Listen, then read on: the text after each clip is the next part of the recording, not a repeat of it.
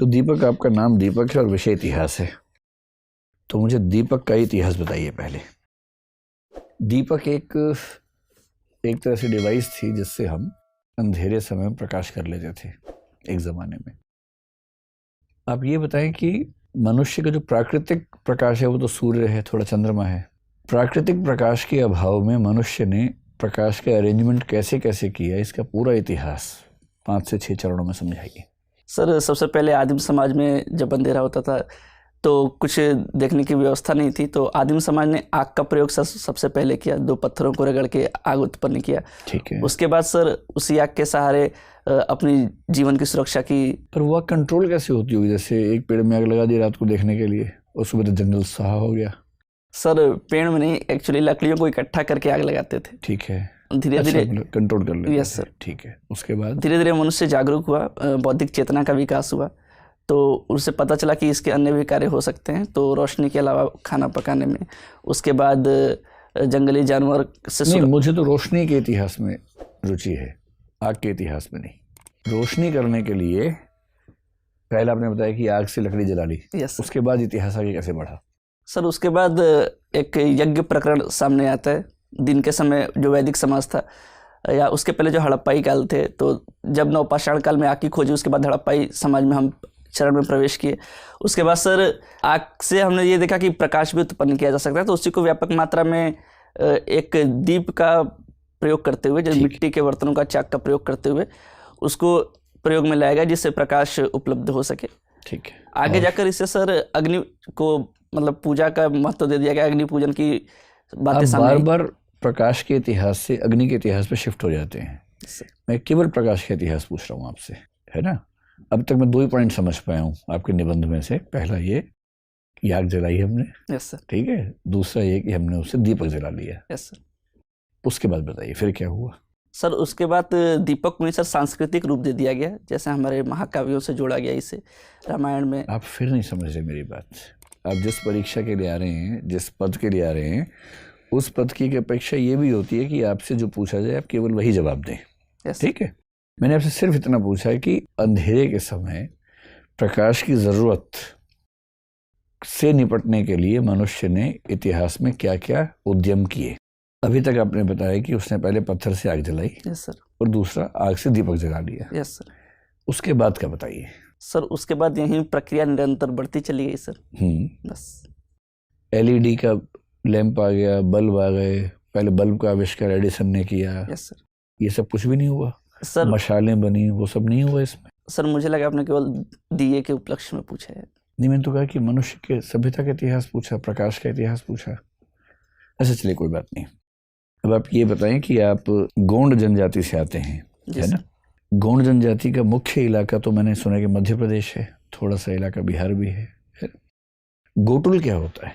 Sir Ghotul एक मुख्यतः आवास होता है सर गोंड जनजाति में, जहाँ पे एक अविवाहित जोड़े को सर रखा जाता है। क्यों रखा जाता है? ताकि एक समझ विकसित कर सके और अपने जीवन साथी का चयन कर सके।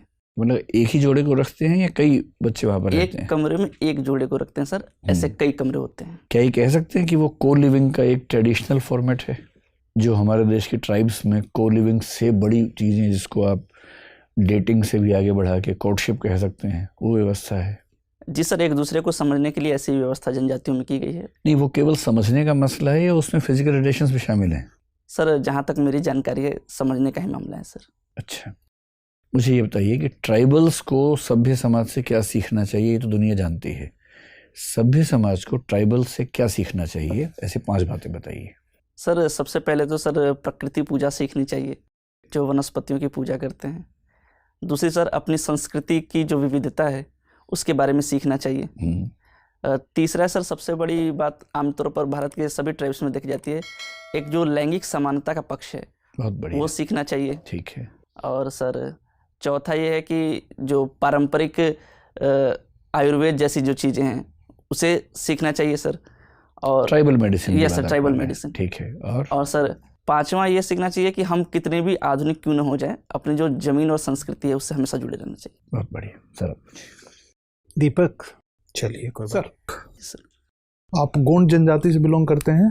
सर गोंड जनजाति रावण की पूजा करती है, हाँ सर। ऐसा क्यों? सर मुख्यतः ये मंदसौर के इलाके के जो गोंड जनजाति है वहाँ पे सर रावण की पूजा की जाती है। ऐसा माना जाता है कि जो मंदोदरी थी वो वहाँ की मतलब कि कन्या थी जिनका विवाह रावण के साथ हुआ था, तो इस वजह से रावण की पूजा की जाती है। रावण के कुछ नैतिक मूल्यों के बारे में बताएंगे जिसको जीवन में अपनाना चाहिए?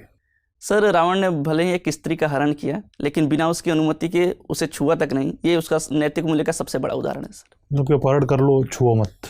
नहीं, एक उसको अगर उसका वश चलता तो वो अपहरण करके कुछ बलपूर्वक कार्य भी कर सकता था, लेकिन उसने अपने संयम को दिखाया। तो इतना ही नैतिक था तो उसको पूछकर ही ले जाना चाहिए था कि चलना चाहती हो कि नहीं? जी सर, जरूर ऐसा करना चाहिए था। कुछ और? दूसरा सर, जो एक उसे ज्ञानी माना जाता है, एक वो भी सर कहा जा सकता है। आइए,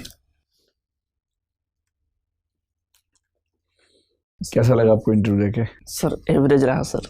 एवरेज रहा? यस। अब जैसे एवरेज रहा, ये खुशी की बात तो है नहीं, दुख की बात है, लेकिन आप इस पर मुस्कुरा रहे हैं, क्यों मुस्कुरा रहे हैं इस पर आप? सर अच्छा लग रहा है सर ऐसे इंटरव्यू देखे, बट रिजल्ट शायद एवरेज रहा। आपको क्या किसी ने सलाह दी है कि मुस्कुराना है बहुत ज़्यादा इंटरव्यू में? नहीं सर, ये प्रकृति है सर मेरी। थोड़ा सा नियंत्रण कीजिए। देखो, आपकी एंट्री बहुत अच्छी है, आपकी ड्रेस बहुत ही शानदार है, बहुत सुंदर आप दिख रहे हैं, कहीं कोई समस्या नहीं है। हो सके तो सॉक्स चेंज कर लीजिएगा, ब्लैक पहन लीजिएगा। देखो दीपक, आप ना जिन प्रश्नों के उत्तर आपको आते हैं, फैक्चुअल वाले प्रश्न, उसमें तो आप बहुत बढ़िया जवाब दे रहे हैं। जहाँ नहीं आते हैं वहाँ आप सॉरी बोल रहे हैं। सॉरी आपका मुझे ऐसा लग रहा है कि ठीक है, बस थोड़ा सा गति कम कर दीजिए।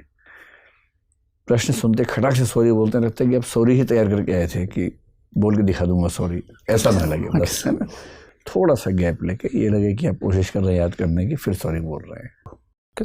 जितना मुस्कुराना चाहिए वहाँ मुस्कुराओ, जहाँ मुस्कुराने की बात हो, वरना क्या होता है कि चुभता है।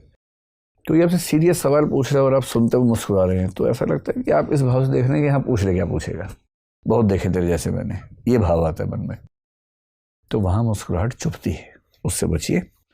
बाकी अच्छी बात है कि आपकी एज कम है, कॉन्फिडेंस आप में ज़बरदस्त है, दिखते स्मार्ट हो। मेरा अनुमान है कि आपकी रेंज तो है बहुत शानदार। मुस्कुराओगे कम, डरोगे नहीं, इमेजिनेटिव किस्म के प्रश्नों पर अच्छा जवाब ज़रूर दोगे, भाषा ठीक रखोगे, तो प्रॉपर IAS से नीचे कुछ नहीं मिलेगा।